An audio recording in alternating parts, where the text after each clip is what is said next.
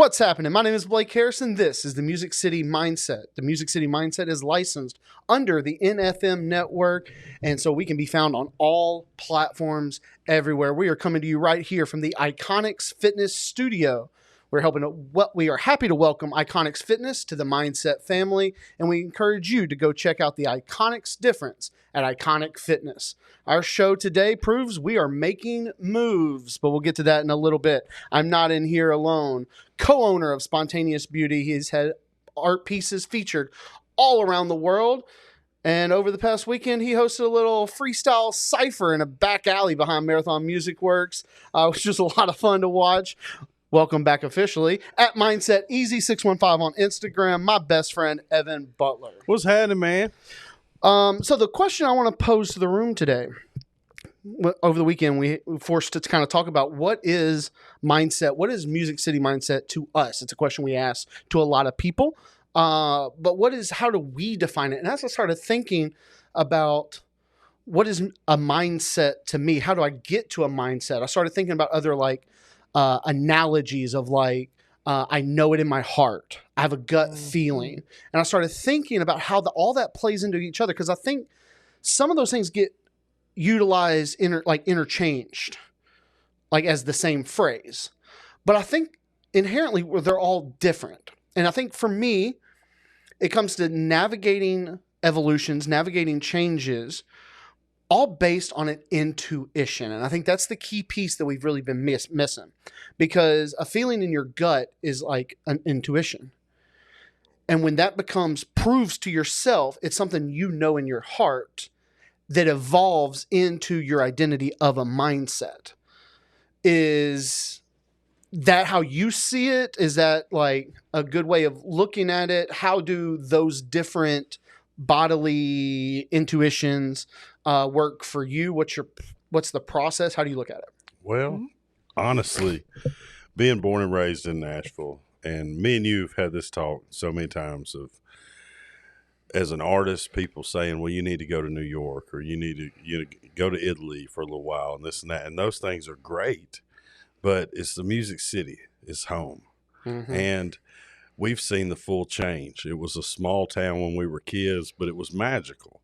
We had Opryland. You might run into Conway Twitty at the grocery store, and it's just Conway. And it was a neat place to be.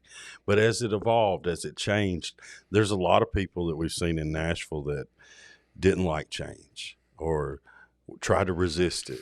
And, realizing that you either get with the change and change, always heard a smart man changes and a fool stays the same. And to me, I look at it when I leave Nashville, and then I get back and I see that sign and I want to get out and kiss it. I don't, because there's pollen all over it. But yeah. Yeah. What makes me love it, what makes it home to me, what makes me miss it when I'm in a place that's beautiful, is the same thing. It's that melting pot. Every genre of music, every type of person. Growing up here, everybody got along. And I say that I'm sure there's generations past that everybody didn't see eye to eye and things were different. But as far as my generation and my experience, everybody got along. It was a melting pot. Everybody collaborated. That's what made it beautiful.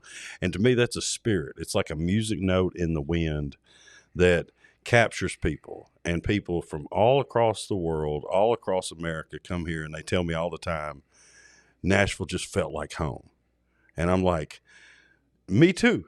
It was my home. It is my home, but it feels like home. And what is that? It's that accepting anything can thrive here, no matter what. It's beautiful. I can get why people are either hesitant of the change, or, when you look at the taxes, property value, things like that make it hard to stay here. But then again, that means you're just staying the same. You have to evolve as your environment is evolving. And to me, more so than any aggravation of what I can afford or can't afford to continue to be a resident of this city, is that I'm proud that Nashville is now on that list of destination places that you have to go. We grew up you've got to see, Stonehenge, the Eiffel Tower, and to, I was a bouncer at Tootsie's downtown. I would see people from Yeah. all over, like, I can't believe I'm finally in Nashville. I've always wanted to be in Nashville. And to, like, for people to think of Nashville that way, of like somewhere that I have to go once to say that, like, I was there, is, if you grew up here, that's mind blowing. Yeah, Like, I took a family vacation here- to Nashville as a kid. here? Yeah. It's interesting, which is really the foundation of this show. And what we're trying to figure out, how other people navigated their life to get here so that we can improve our ability to navigate to stay here. That segue on our couch today, our guest from across the pond, a powerful songwriter with a voice that blends genres seamlessly. Her music has been found on one of my favorite TV shows of all time, Sons of Anarchy. 3-time nominees of the Americana Music Association UK Awards, earning nominations for Album, Artist, and Song of the Year. Her upcoming album, Making Moves, is dropping sometime this summer and marks a new chapter. She has been described as a 1 in a million artist by Maverick Magazine. And one of those songs on that album, new single called The Wreckage, will be released Friday, March 27th on all platforms. But today, for the first time in Music City Mindset history, a debut, a world premiere, performing her new single, The Wreckage. Please welcome Danni Nicholls. Yeah. Thank you, guys. Thank you.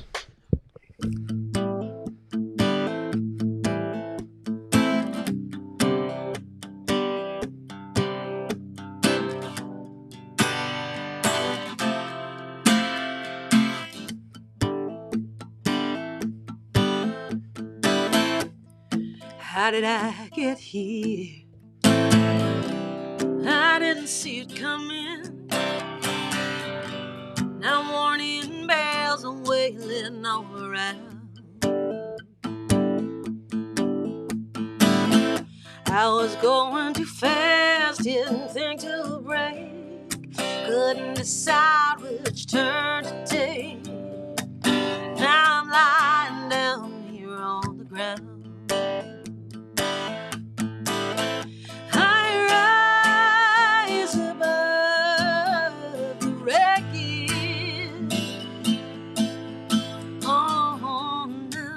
In the space between, yeah, in the beginning, do I lose myself, or do I choose to come back to me? My love is a fire. It burns without knowing that even the wildest flames can be quenched.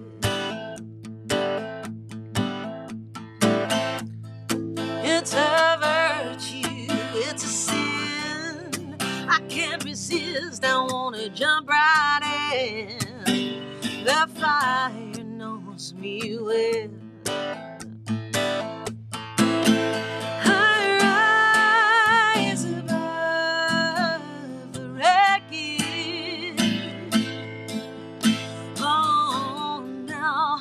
In the space between, yeah,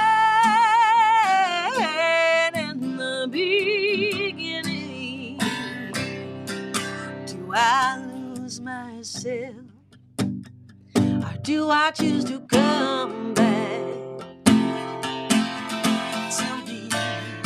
Knowing the road I'm on, it won't be blocked for long. Clear the way, make some space. I got a journey on. I got a journey on.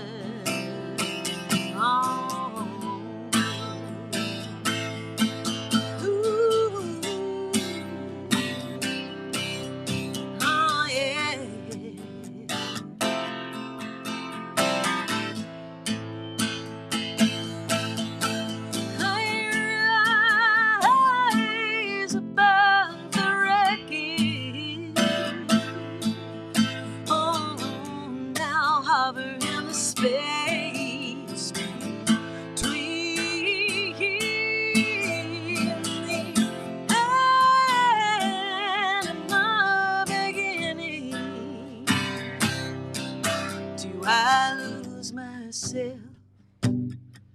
do I choose to come back? Do I lose myself? Or do I choose to come back to me? How did I get here?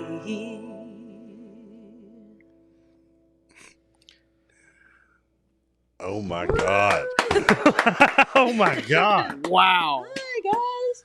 Woo. I felt something for sure. Oh, good. Ezra. Good. Wow.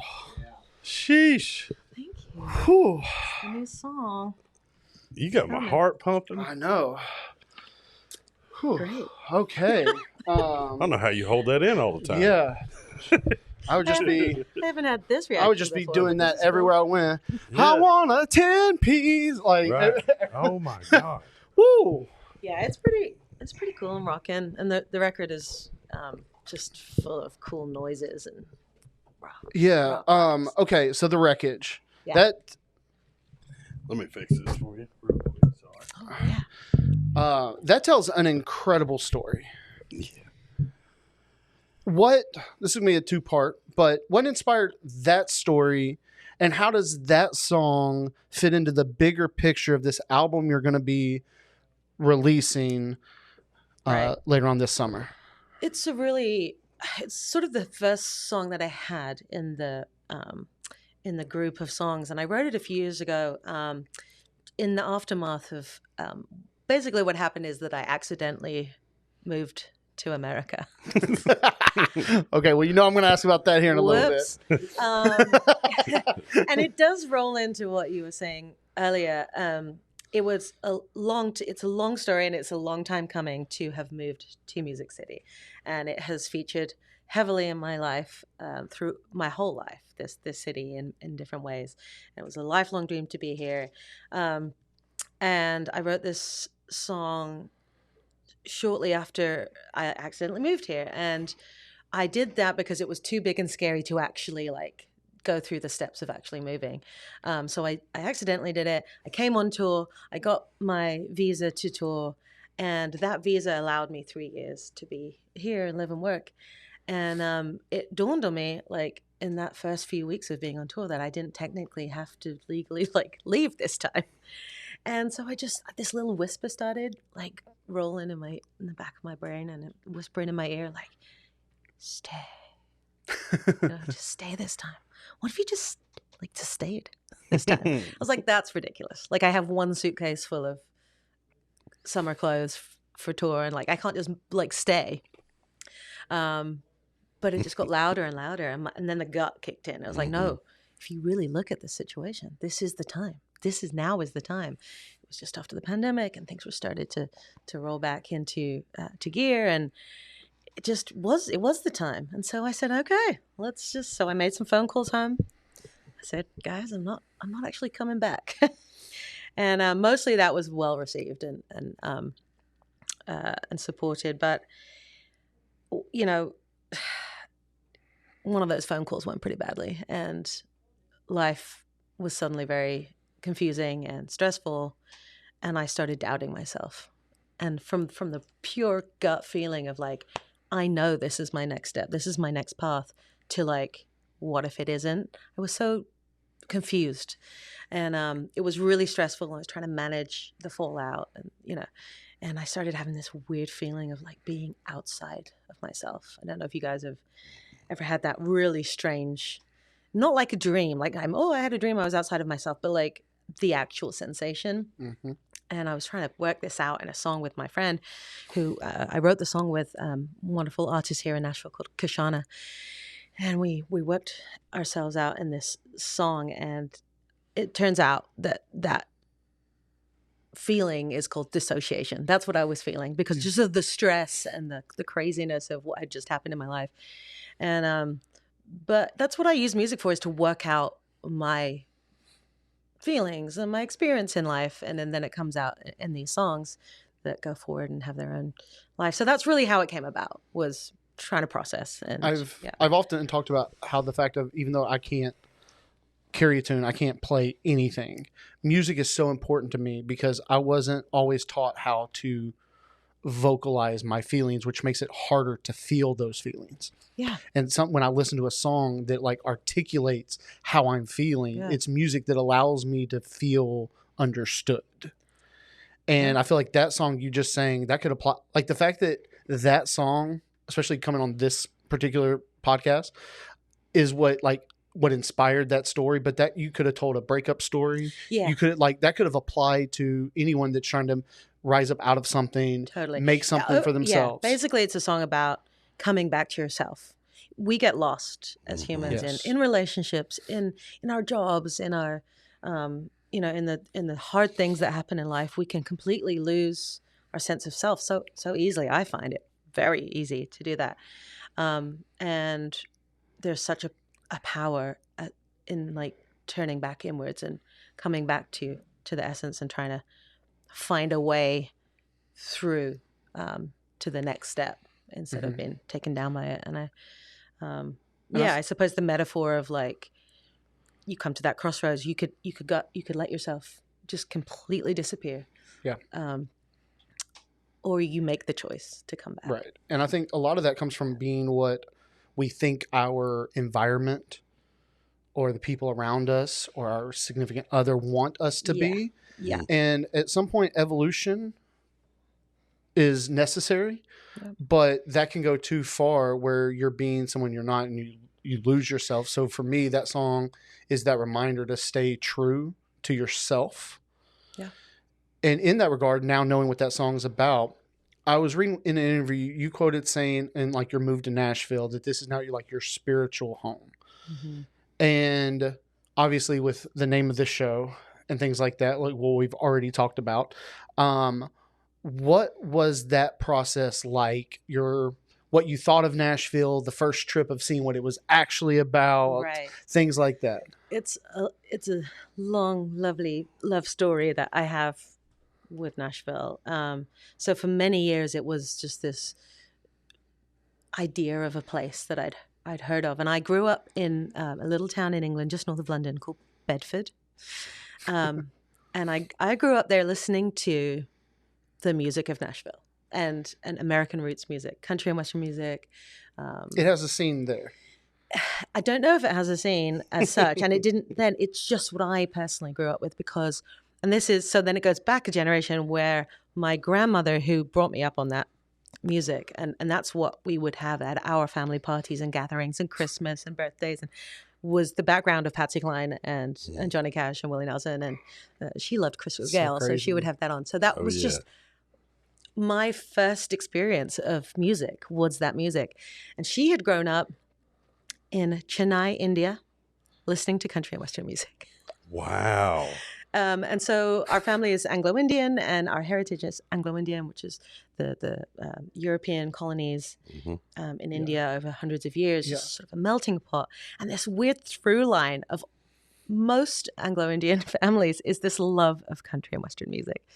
And so when they emigrated to England, they brought that with them, and then I grew up. And so she would tell me about the Grand Ole Opry, and they visited when I was young. They would go, and then I got to go. So I just my first love was Elvis, and I wanted to come and see where he had made his music. So we went to Memphis, and I did this sort of road trip of the U.S. in about 2010, I think 9 or 10.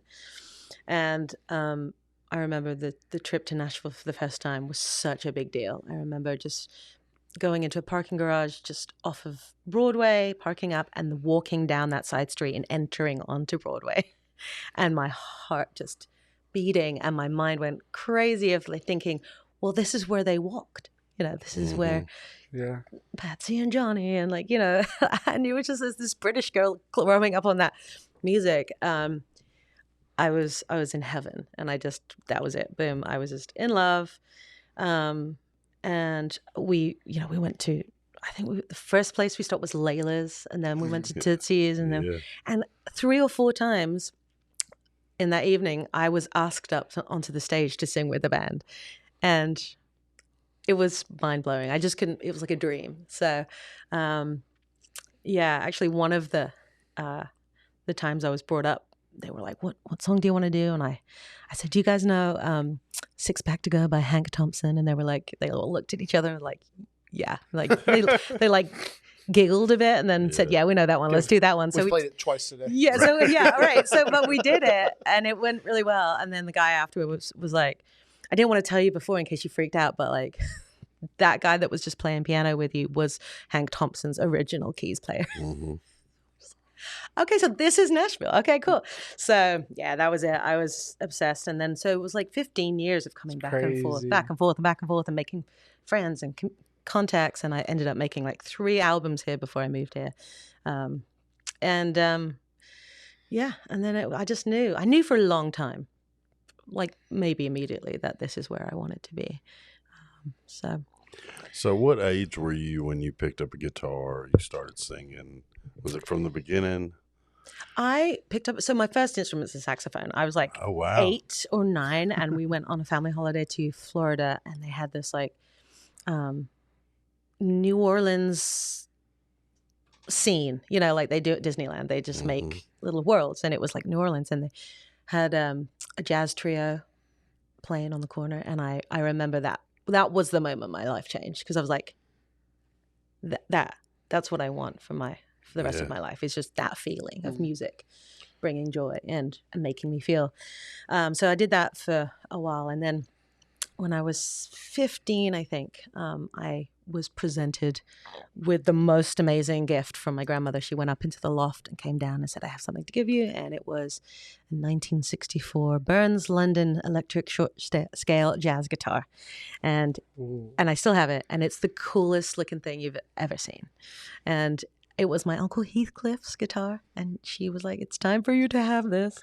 And I took it, and I just never looked back. I just started singing my feelings into this thing, and I didn't know chords, but I just made it up as I went along. And I just have never wanted to do anything else since then, really. I feel like grandparents always play a heavy role when they're around, because grandparents believe in you a way your parents don't. Your parents are more like, come on, go to school, do your stuff, we'll talk about that later. Grandparents are like, you can do it. Yeah, and she definitely was my, she was the one that was just like, and she over the years, she had brought me several instruments, and she was just like, here, just come to all my shows. And I'm just so lucky. My parents and grandparents have always just been so supportive of anything I wanted to do, even accidentally moving to America. They were like, okay, well, good luck to you. So already you've talked about jazz and rock and country western and all of that. And doing a little bit of research, it takes a few different words when people have described your kind of music. Soul, definitely country, but kind of rock, bluesy, so my question is, I have a couple questions about that, but like, how do you describe yourself? And yet when you're songwriting and things like that, is there one of the genres inside of you that like kind of dominates in how you write songs, or is this just who you are? That's such a good question. It's all the things all the time. I think it comes in, has this melting pot, and then whenever I pick up the guitar to try and write or feel, like it sort of naturally comes out the way it comes out. But I remember when I first heard the term Americana, and I remember it being like a relief to have finally found something that maybe, well, that's it. That if someone has to know what the thing is, maybe I can now say Americana, because it encompasses all these rootsy, bluesy, soulful sounds that have come from this part of the world. So I tend to lead with that. And then sometimes I'll say like soulful Americana, because that brings the two together. But it is hard to like just land on a few, because it is just so many things. But I think the closest I've come is probably Americana. I don't want this to sound disrespectful. Has anyone guided you or presented that it would maybe be easier to identify kind of into one more genre, like inside of one box to push the identity, or is that just like not really being true to yourself? I see both paths of like, I understand that, like, you know, we live in a world that needs certain boxes to Labels, yeah, and labels to sell and advertise and market things. But I know that in my soul that just doesn't feel right. Yeah. So you sort of have to like balance the two. And yeah, over the years, you know, team members have said, well, you're going to have to pick from this list of, and usually Americana is not on there. So I have to pick something that doesn't feel right, you know, and in the past I've picked pop, which isn't right. But, or I've picked maybe folk, which isn't right, you know, so it's just a weird like thing. But now there are more things in the drop down, and I think that's good. But yeah, it's just this melting pot, and it is unfortunate that that we do have quite limited little boxes for things. So I think this is why the singer-songwriter is so important. Is anybody can write a song and let somebody else sing it. It happens all the time in the business. But hearing you a minute ago take us on an emotional roller coaster, you know, and feel something, I believe when you're a part of writing it and it came from your story. And is this true or not? Do you go back there when you sing it to where you were when you wrote it, or glimpses of that? Glimpses, I think. And it's funny how songs over the years take on different meanings depending on what's going on in your life at the time. And it has been relevant in different ways since I wrote it. And so depending on where I'm at, it will evoke more things like that. But yeah, I think when I sing it, there is that essence of the spark of when it first arrived. Yeah. I think that's the tells of a song, how good a song is how many different ways it can apply to your life in different scenarios and kind of stay with you. Yeah. That's kind of the building blocks of something really being timeless, in my opinion. I like to write from, I love the duality of like, sometimes I get very specific about things or words or places, and then like zooming out to become more universal, because I'm really interested in humanity and humaning and like humanness, and I don't know if those are real words, but like I think that's why I do the job I do, is to try to feel less alone in the world, and just like try and connect with people. So what I do get specific, but a lot of my songs are fairly universal. Like how can that we also all relate? Your songwriting style, what you just described, also fits with what we just said about identifying. Like Americana is almost too vague, but you want to be zoomed out, but also like something specific. Yeah. There's kind of I don't believe that that's a coincidence in how you're presenting yourself with that.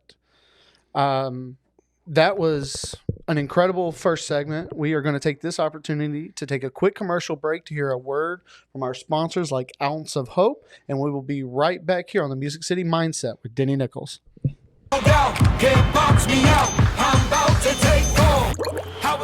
Introducing our Berry High Seltzer, the ultimate cannabis-infused experience. Maybe you're trying to cut back on the booze, or get some of THC's sweet benefits. Our Berry High Seltzer invites you to savor the experience responsibly. Not only is it delicious, but our seltzers provide a federally legal way to unwind.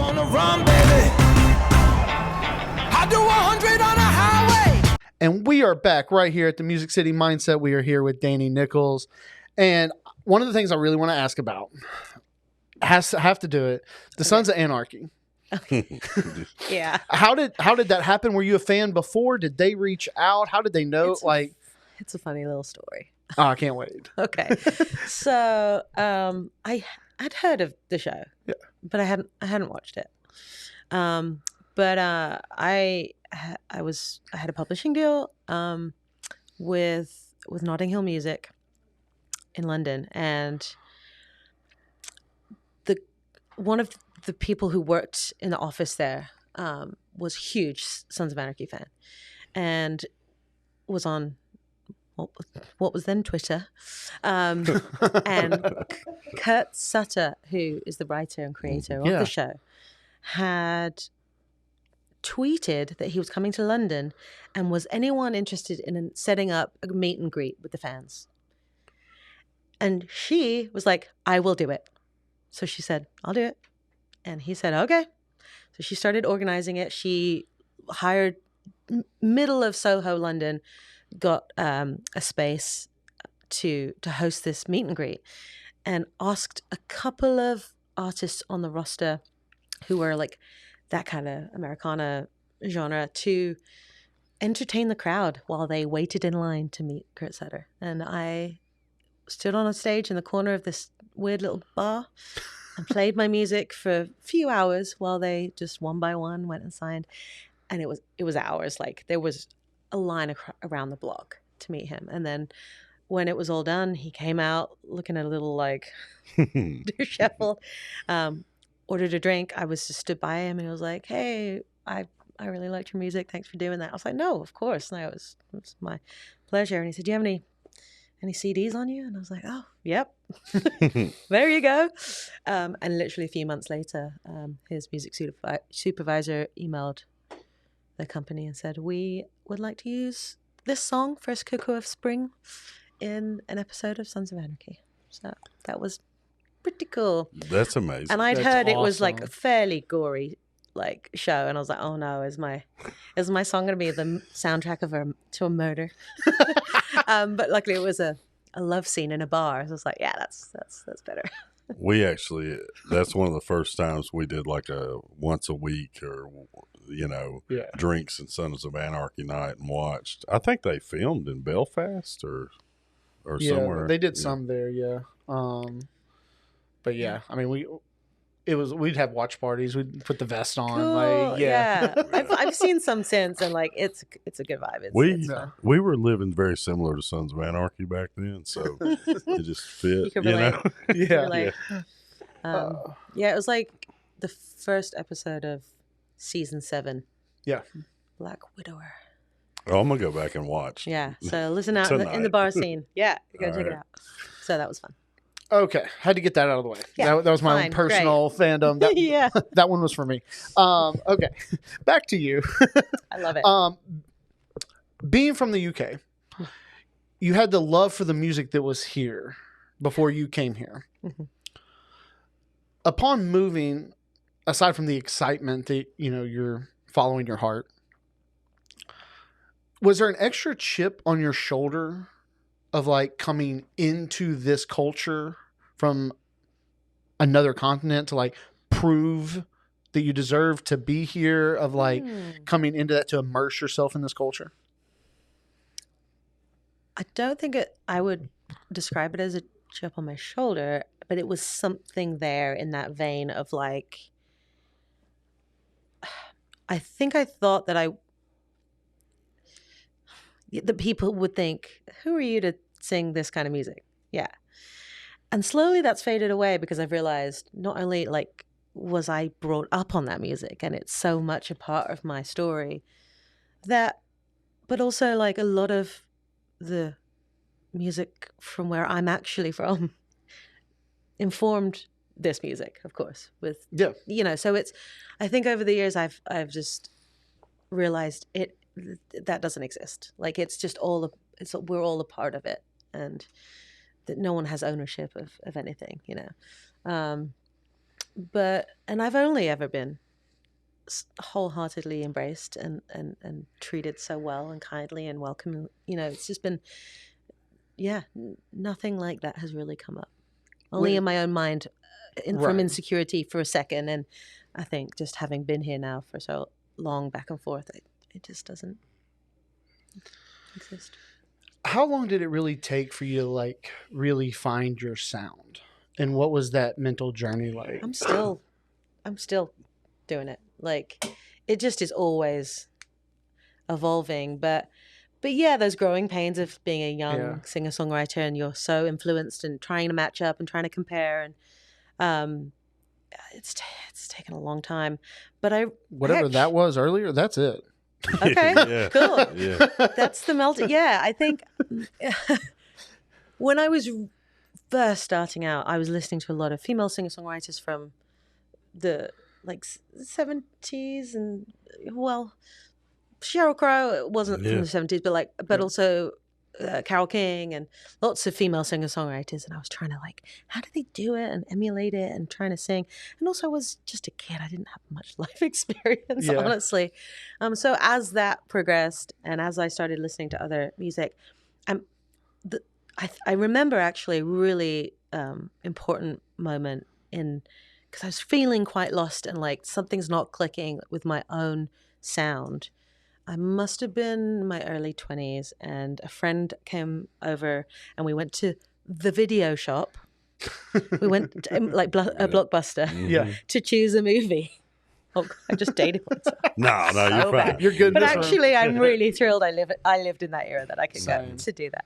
And we picked, I think it was her choice to choose I Walk the Line, the Johnny Cash biopic. And we got home and we watched it. And from that moment on, my life had changed. Life changed because I remembered the music from my childhood, and it brought so much raw emotion and energy to me that suddenly I realized where I should be looking.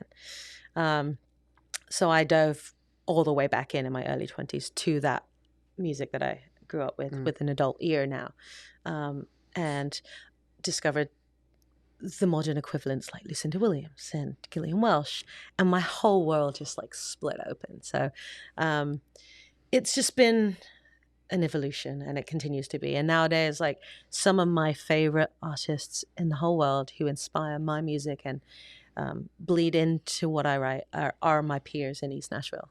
Some of my favorite artists. Shout out Eastside. Yeah. I mean, Liz Longley, Maddie Diaz, Robbie Hecht, Caroline Spence. I mean, I know them. I know these people, but they're also my favorite songwriters.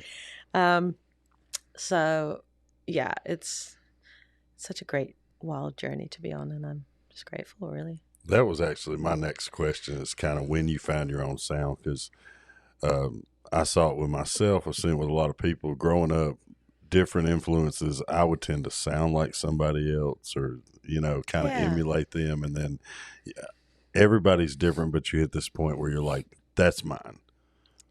I think so. I think if it just like what you're talking about earlier, of a gut feeling, an intuition that, oh, this feels right in my body. That's a good indication. And this new record I've made, Making Moves, is the first one where that has is the whole truth. Is that it just, oh, this is me. This is me. I'm not trying to make a record for what I think might do well here or people might like here. That all went out the window. I was like, I'm too tired for that. I just want to make music that feels good and sounds good in my ears. If no one else on the planet likes it, I don't care. This is the first time my brain has gone to this place, and I'm very relieved. And so when I listen back, I'm like, yeah, I'm really happy with that. And it's suddenly a melting pot of all my influences over the years, and I'm super excited. With the advancements of technology, you really could live anywhere in the world you wanted to, send tracks to a producer, things like that. But it sounds like, hearing you talk about your East Nashville friends, that it is something about being into this creative culture that is Music City that's kind of unlocked the freedom you just described. Yeah. How do you describe Nashville to people who've never been here? Ooh, that's a good one. I know that I live here now, and I did that hard thing of leaving my family and my culture and everything I knew behind. I know that I am here because of the community, of the people that I have met who share an understanding of this life and who are dedicated and, obsessed with songs and music in the same way I am. I feel a part of something, and it's such a supportive community. Everyone's at each other's shows, and if someone hears of an opportunity, they'll let you know, and they'll bring you in, and you go for coffee and you talk about the ins and outs of being an independent artist, and it's hard to resist just being surrounded by that all the time, of feeling a part of something. I think that's the crux of it for me. And everyone is just so open and kind and understanding and talented. And I think I'm so inspired by so many people here that it makes me want to be a better artist. So that's one of my favorite things about doing this show is whether I would normally listen to your kind of music or not, when you get to know someone, you really start becoming a fan of them. And that's what I like to think people will take away from being here is now you have a couple fans pretty much for life after this.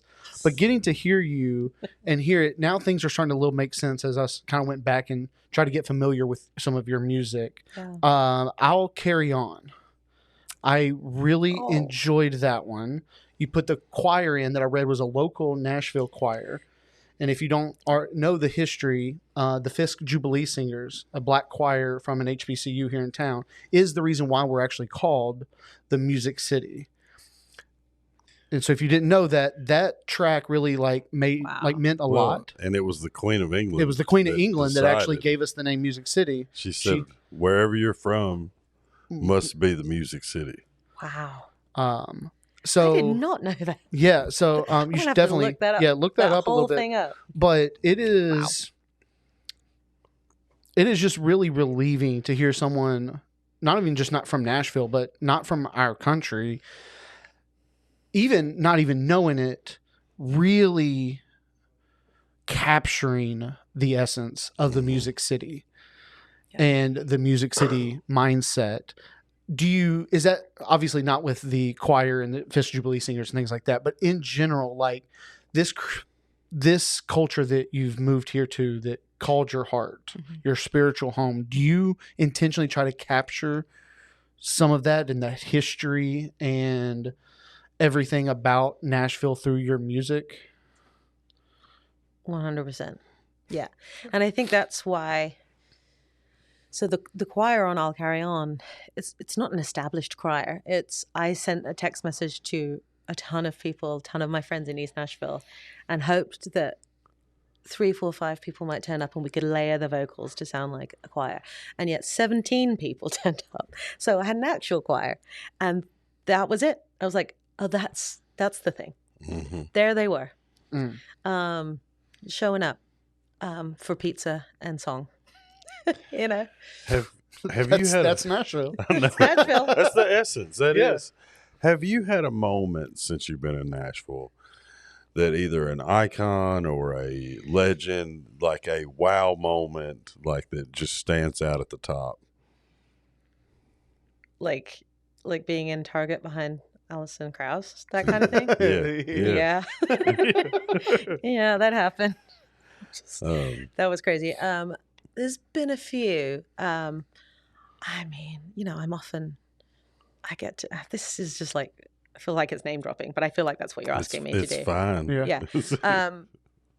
Yeah. I have often gone to the local bar and sat with Lucinda Williams because she's just there because she lives in the neighborhood. And it's just like, this is my life now, you know? Yeah.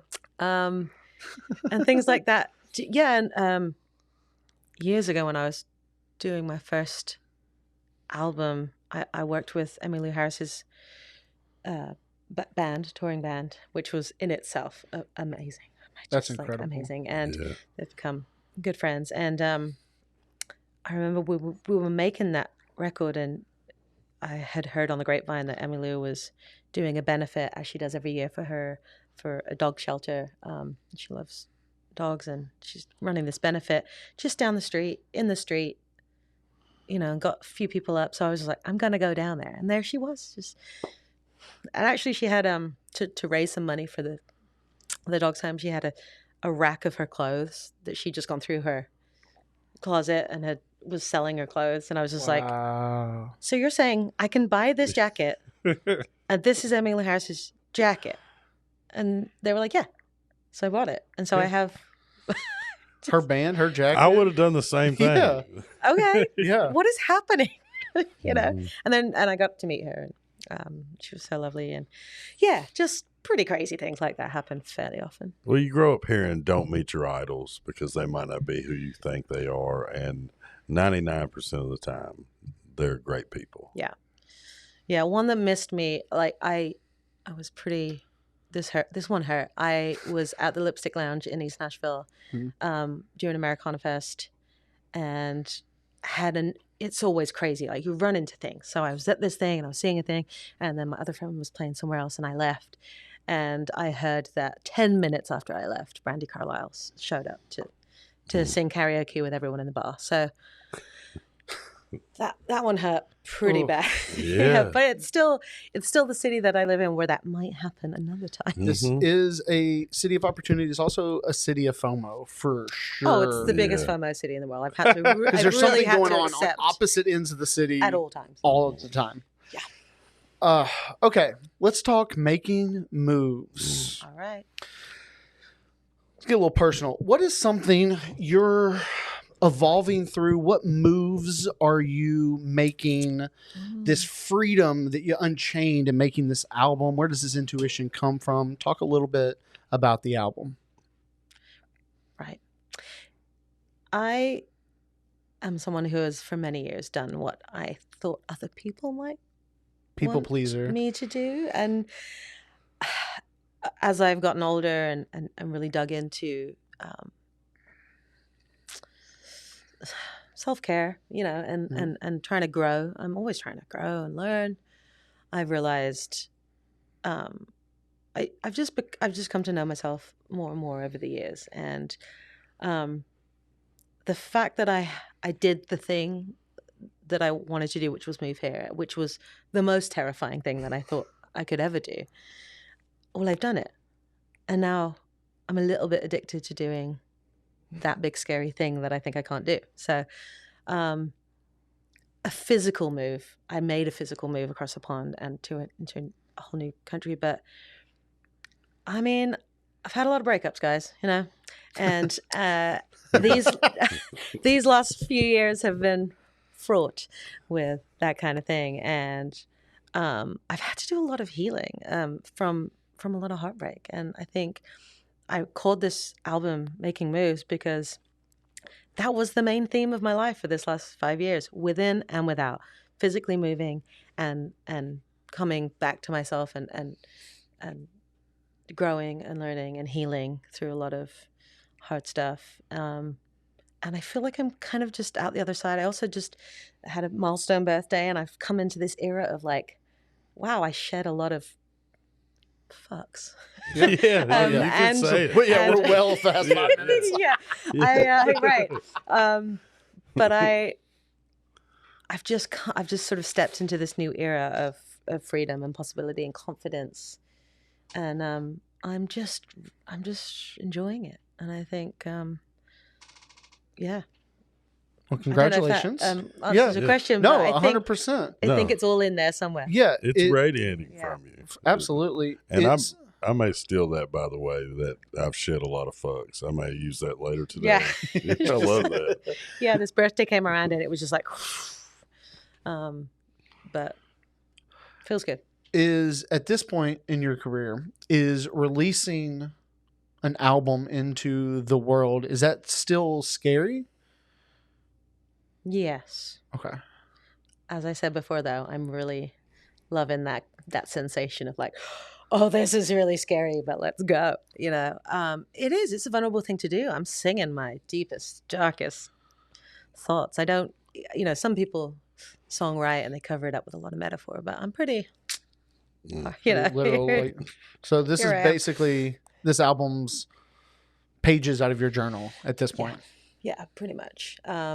And I think songs have always been that for me, but I remember masking them a bit more through fear of whatever, judgment or whatever it was. But the older I get and the more music I make, I'm just like, that's not the thing we're doing here. We're just doing the thing if we're doing the thing, you know? So yeah, it's a lot of living life and then just saying how it is. So between moving here, birthday, shedding of the fox. That's the title of my next record. Love that. Pre-order right now. Swipe up for that link. We've had a lot of conversation about you navigating your life to get here. So now, as we're gonna, talk about the releases and things coming out, but gotta ask because it's the name of the show. When you hear the phrase or you saw this happening, Music City Mindset, throughout this conversation now, what does that mean to you?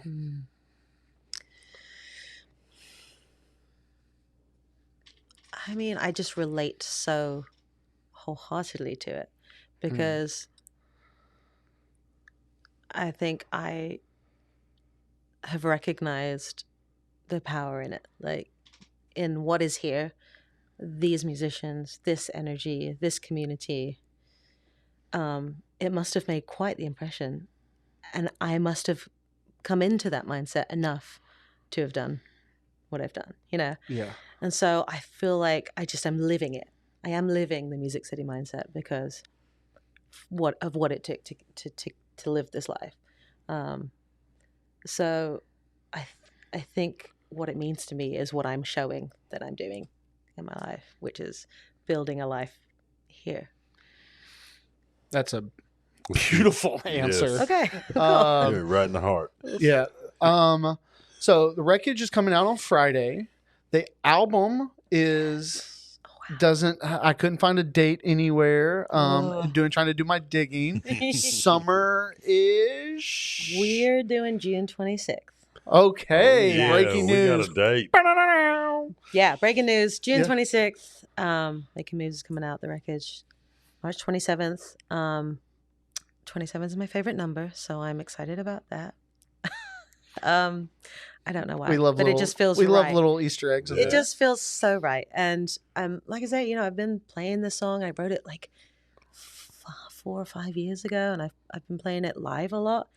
But to have it finally have its moment out there with this recording, with this studio realization is like really big deal for me. On the topic of playing it live, got the single coming out, then the album's coming out June 26th. Shows, tours, what's next for you? Where could I go to see you play it live? Well, we're having a single launch performance at the 5 Spot in East Nashville. Ooh, love the 5 Spot. On March 31st. It's a Tuesday night. That's the night in East Nashville, Tuesday night. Yeah. Industry night. Yeah. So that'll be fun. I'm working on details for the album release show in June. I'm touring in the UK through April and early May. What's it like to go back home with this?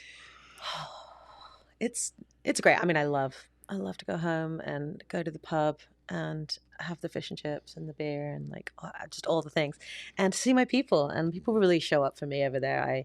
I'm so blessed. I've got about 15 shows, and I'll be seeing lots of old friends and familiar faces, and I'm playing all these new shows with many of the shows are with my full band, which is always so fun. I'm really excited. And then I have some California dates shaping up for July. And then in the fall, I'll be doing maybe a Northeast tour. So it's all shaping up, but so much touring is coming up this year because that's what you got to do. And also it's very fun. Yeah. So. Awesome. I can't wait for that. We will be there. Yeah. Come on. For sure. We haven't talked about it, but we'll be we're there. in agreement. We'll make some plans. Mm-hmm. Yeah. Awesome. Well, thank you so much for taking My pleasure. the time to do this. This was incredible. We got to have people playing on the show more often. We set a high bar today, though. There may be a few that see this episode that go, "Well, I'll go practice." I'm not going to follow that. No, we don't do that in Music City. We're just everyone's welcome on. Incredible. Thank you guys. Yeah, well, thank you. I feel like you have blessed us today. Great story, The same.